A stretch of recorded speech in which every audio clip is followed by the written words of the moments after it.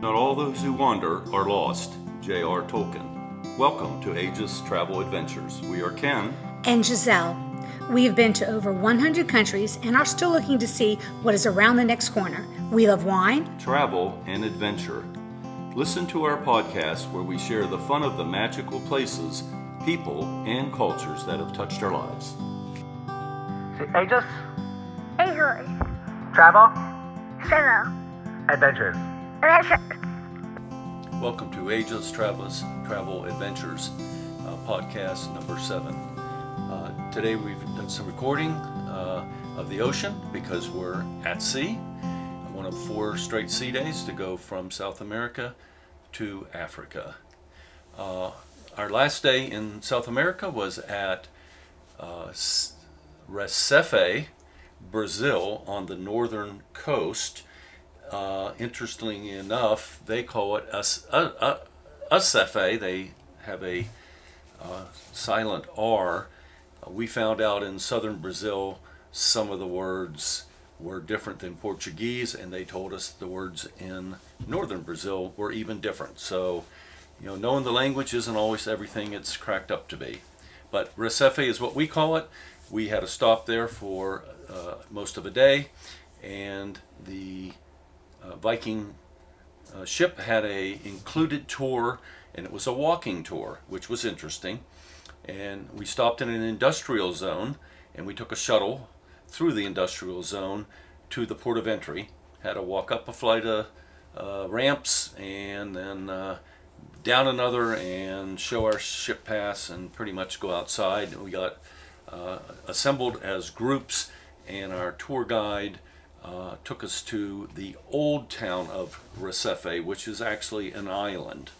And in the distance, beyond the river, you could see lots of high-rises. The city is over 1 million people, but the old town, in comparison, was quite small, and most of the buildings were built in the 1600s. We probably walked a mile and a half, 2 miles. It was interesting. Some of the people needed to stop during that. You remember in Viking, there's the overall age of the passengers are fairly old. So we stopped. We went into handmade shops for souvenirs. We had coffee. But the buildings were in various states of deterioration. You could definitely see Portuguese influence, but for about 30 years, the Dutch took over, and they laid out the pattern grid of streets, and they were cobblestone, and most of them were very well maintained. And the Dutch influence on many of the buildings looked a lot like Amsterdam, quite old, but the colors were pastels and more Caribbean looking. It was interesting, quite a bit of history. The lady that was leading our group spoke very good English and had lived in Minnesota for several years, was born in Recife, and came back home. And as we're walking down the streets, because this was such a fishing community and a working community with the port of entry for most of the goods for the area or export, which back then was mostly sugar or coffee, and she kept pointing to buildings saying, well, this was a brothel. And about the 3rd or 4th time she said it, one of the people said, well, what else did they do? And she said, well, after work, men need, some fun. And one of the women said, well, what about their wives? And she said, well, don't know, didn't live back then. But by the time we were done, probably there was about 9 or 10 buildings that were told to us to be brothels in the past. Several of them were being refurbished. not to brothels. Not to brothels, and quite a bit of money. They're in quite a state of disrepair, most of them. And remember, salt water is very difficult on them.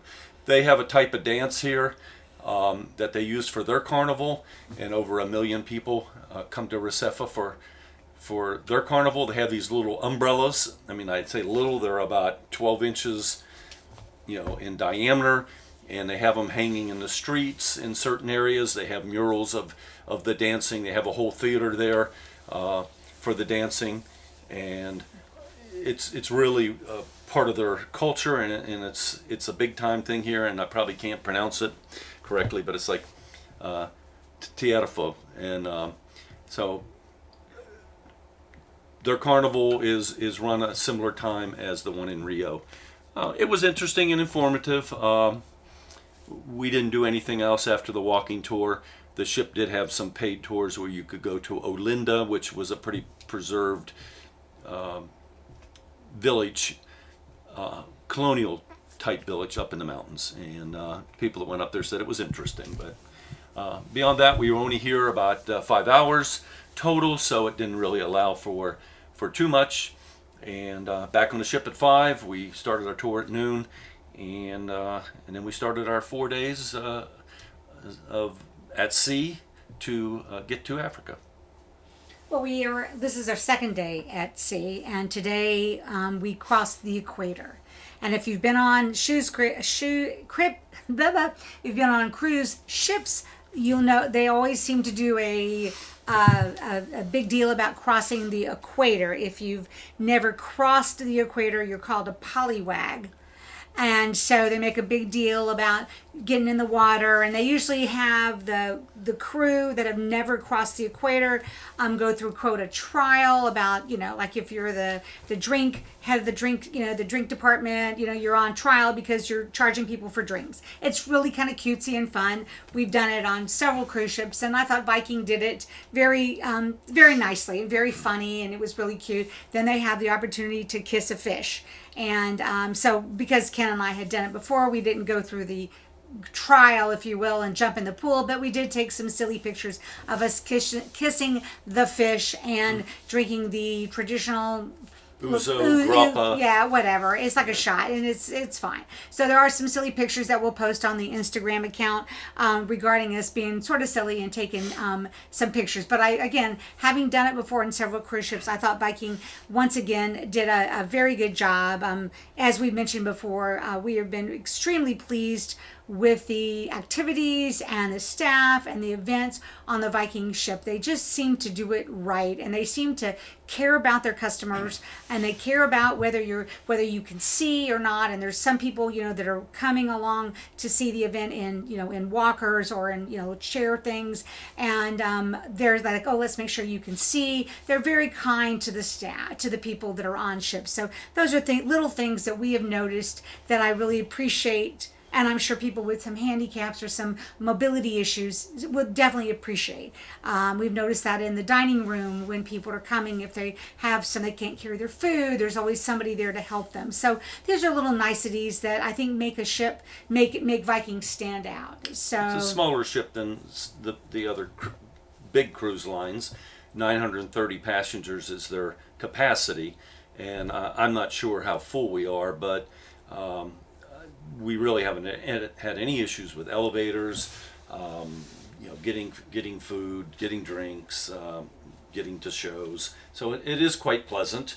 And we were on one Norwegian ship, I think it was the Epic, where you had to sign up for shows in advance, and it was just horribly crowded. And this is something that really is nice, and you don't feel rushed or pushed. So we're enjoying that quite a bit.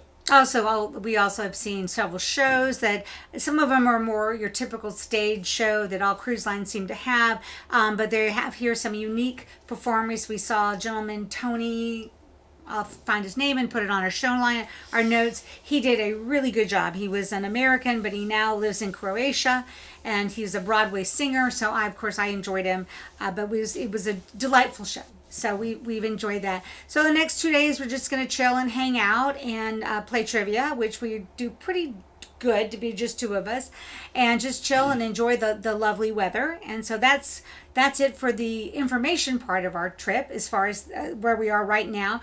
Now we'll go into our travel tips. So Ken, why don't you start off with your travel tip?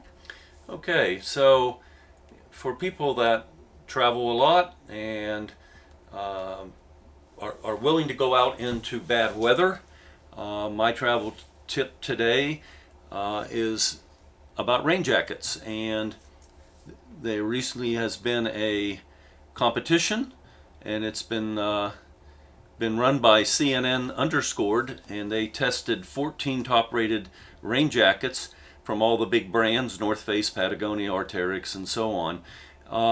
And we have had very good rain jackets for some time, thanks to our youngest daughter, Kelsey, who worked for Arc'teryx. And I will say that we've been extremely pleased with them. In a monumental rainstorm in New Zealand, we were completely dry.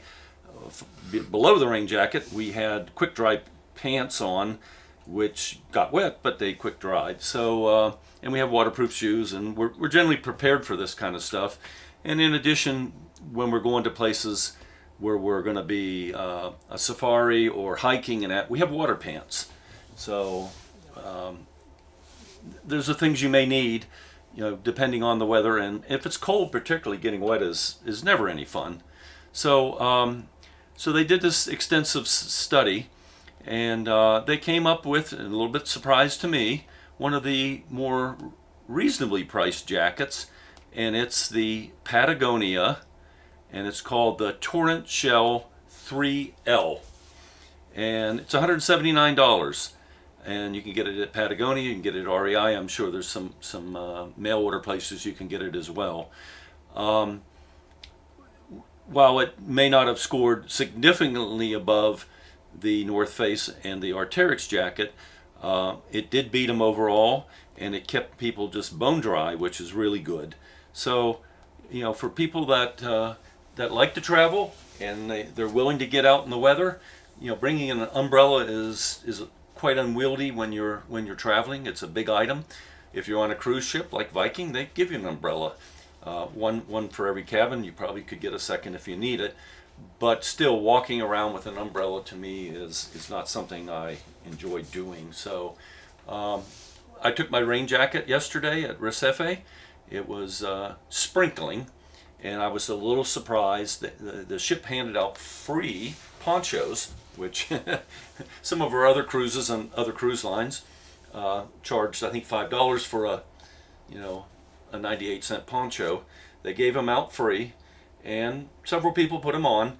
But later on, I saw people that, after our free included tour, they came out because the rain stopped and the sunshine. And they said, well, we weren't going to come out, but now that the rain stopped, we're going to go out and do the walking tour on our own. And I'm kind of laughed about it because these are just people that just don't want to confront the elements. So I would highly recommend that you look into, if you need a rain jacket or you travel a lot, look into the Patagonia Torrent Shell 3L. $179, comes in 9 colors, and it goes in pretty much all sizes up to double XL. We'll put that link in our show notes. Again, we don't get any money for this, so but yeah, so you can look and see if that makes sense to you. We've enjoyed having good rain jackets when we travel. Now, my travel tip of the day is something that seems kind of silly when you're thinking about it, but it's about drugs. Not the good kind, but the drugs that you might need when you travel. In traveling, you're going to find at some point you're going to get sick. It's just a matter of course that it's going to happen. So by having the things that you may use at home for upset tummy, cold, antihistamine, cough syrup, etc., you might find it to be beneficial to start accumulating a little bag, if you will, of drugs that you can carry with you that when you travel, because it just makes things convenient. When you have to go to a city that they don't speak English, to do your Google Translator to get a cough syrup or antihistamine, it can be problematic. So my suggestion would be is to take a few minutes when you travel, think of things that will make your life easier if and when you get sick, and just start compiling a little bag, as well as with your prescription drugs. It's always important to carry what you need, and if you can get a vacation supply, I would strongly recommend it, because if you lose your drugs, you lose your script or something, you can have backup. Another thing is, a lot of people take their daily pills and put them in a Monday, Tuesday, Wednesday, Thursday kind of box, where that is extremely convenient. However, if you need a refill or you lose that box, and not having your pills pills in their original container, it can be problematic in getting it filled. So if you're going to do the little pill box, I would also suggest that you possibly get a hard script of your drugs and just keep it with you, so that if you had to, you could get a doctor to either look at that and possibly fill it for you, or give you a script in the country you're at, or a pharmacy might be able just to fill it as is. We've never had that happen, so I don't know what the protocol is, but that is something to consider. And one more thing regarding prescription drugs: if you ever need to get on an airplane and you, for some reason, you've lost your driver's license, etc., if you have a prescription bottle with your name on it, TSA, for most cases, will allow you to board the plane. Now, they're going to ask you a bunch of questions, and they're going to quiz you, and they're probably going to make you do a thorough check, a thorough screening, etc. But it's at least in case of an emergency, if you have your pills in their original prescription bottle, at least traveling in the U.S., most cases TSA will let you board the plane. We've had two friends that have recently that happened to, and they both can to attest that it made life easier. They were able to go ahead and board their original flights, etc. So my tip today is about making sure that you travel prepared and making sure that you have the things that you would need to make your life easier if and when you get sick. So that's it from us today from At Sea. We will chat with you the next few days about other adventures going on with our lives, and we do appreciate you guys following us, and look for the links and the pictures on our Instagram. This is Ken. And this is Gisele. Have a good day. Bye-bye. Ages, Easily. travel, Travel. adventures. Adventure.